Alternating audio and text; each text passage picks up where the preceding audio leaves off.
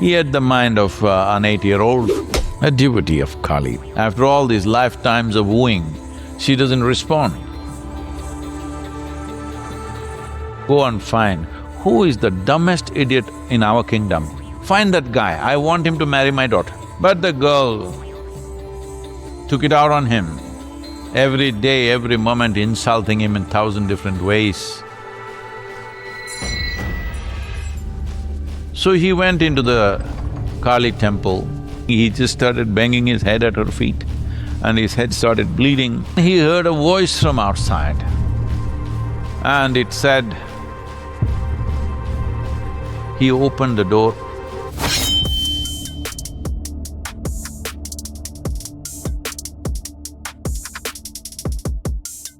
So what is the significance of this worship of the feminine? There are fantastic examples. His name was Kalidasa, that means a slave of Kali, a devotee of Kali. You know, stories get little extra frills on the way, but the important thing is what it's trying to say. Not the factuality of the story, but the spirit of the story. So for many lifetimes, Kalidasa was a great devotee of Kali.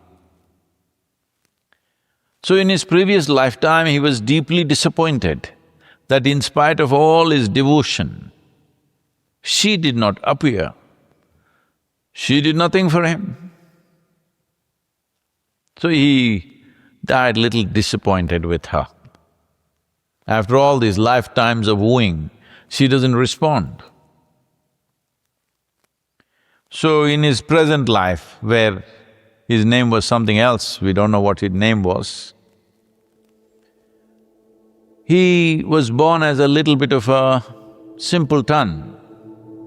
When he was a grown man, he had the mind of an 8-year-old. So generally, when you're 8 years, for who you are, people think you're cute. When you become 18 and still remain the same way, they say you're a bloody fool. Hello? Yes or no? So this happened to him, everybody thought he's the village fool. And the king of the local king who was there, he had a daughter who considered herself very intelligent. Maybe she was. And she wanted to marry an intelligent man. And ladies, you know it's hard to find one. Because if he was that smart, why would he marry you?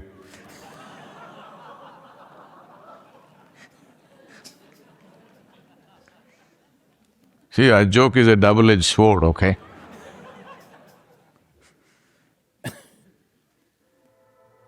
So whoever came to marry her, from many kingdoms, because she can only marry a prince, many of them came and she rejected all of them as fools. He said, they're not fit for me. After not only rejecting these suitors, also insulting them as fools, slowly many kings around this small kingdom became the enemies of this kingdom because they were not only refused, they were called fools by this girl. So the father, facing political and military pressure from all around, he got so mad with the girl and he said, you idiot, the thing is, I must get you married to the worst fool in our kingdom. Only then you will learn your lesson. So he scolded her nicely and told his men to go and find who is the dumbest idiot in our kingdom. Find that guy, I want him to marry my daughter.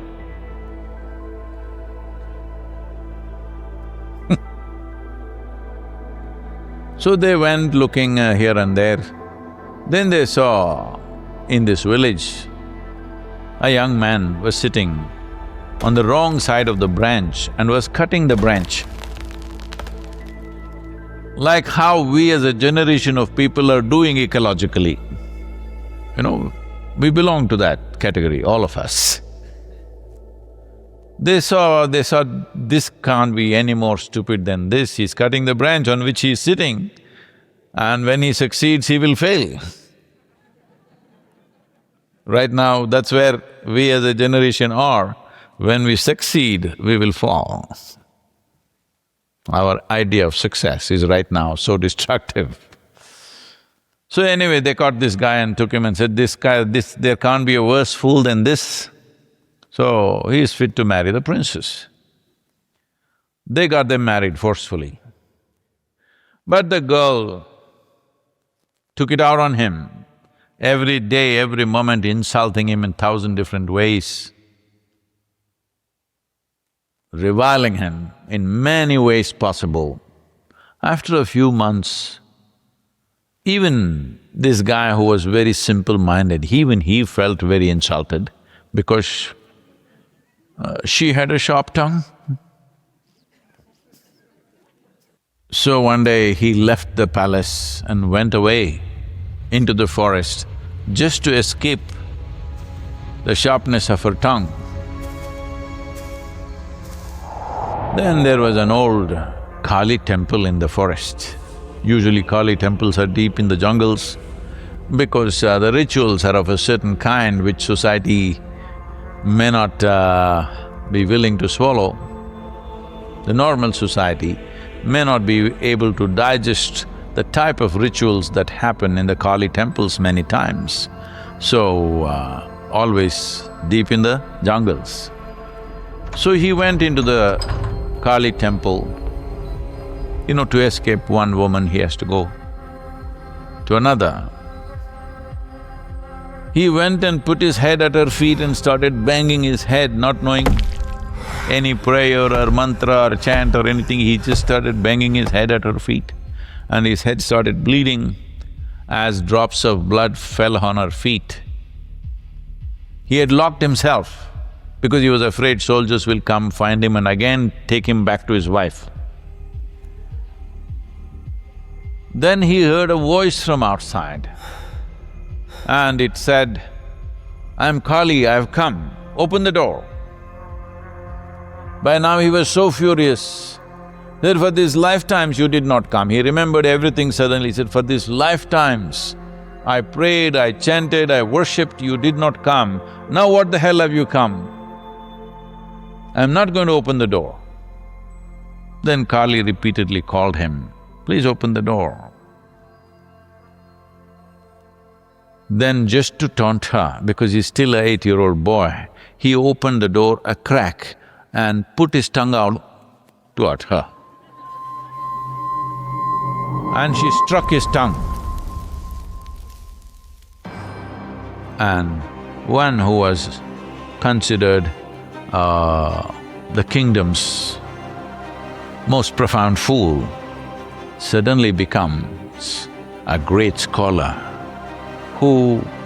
This is something that's attributed to Kалидаса. Kалидаса is considered in India as, in terms of literature and poetry, greater than Shakespeare. They compare… comparative studies of Kалидаса and Shakespeare exists in India, and many scholars rate him as way above in his language, in his mastery of language, in his understanding and how he expressed himself. Very little of his work is left, unfortunately, but in spite of that, that little work is of phenomenal quality. So suddenly he started composing poetry and literature. Just like that, he could sit in a place and simply recite poetry, not written, simply like that. So his tongue became of such exuberance of quality that he could just recite new verses just like that. This has happened to many people, I must tell you this. There have been significant men in the world, I don't want to name them now because it is politically sensitive. Significant men, just look up history, in the last 2 centuries, who were nurtured by their mothers and in some way, in their perception, the mother remained like a goddess. She did not come down to become a loving mother. She remained a goddess being hard on the child. Many men are there in the world in the last 2 centuries who have risen to great heights in whatever they were doing because in some way they were in feminine worship. One important thing that you need to understand is feminine is not a gender, it is a dimension. The significance of this dimension is, it's easier to get response from this dimension than the other dimension that we consider as masculine, because it is designed in a different way. It's not about which is better than which, there's no such thing. It's just different. All of you have heard of him, a mathematician. There was also a movie about him a few years ago, of how Ramanujam poured out mathematics, very complex mathematical formulae, to a point where in early 20th century, when there was no concept of black holes, he kind of created mathematics describing black holes. Always in scientific process or scientific research, first is a theory, a conceptualization of what it could be, and then trying to prove it with either empirical proof, if that is possible, but for other aspects, mathematical proof. But he produced math before there was a concept. Even today, it's being figured out what exactly is all this about. But he just poured out mathematics. When people asked him, where is this coming from? Simply notebooks and notebooks of math he just poured out. Sitting on his deathbed, he died very early, unfortunately. He said, my Devi, my goddess, bleeds mathematics. So, these are little magnified stories, but it is not out of sync with what can happen.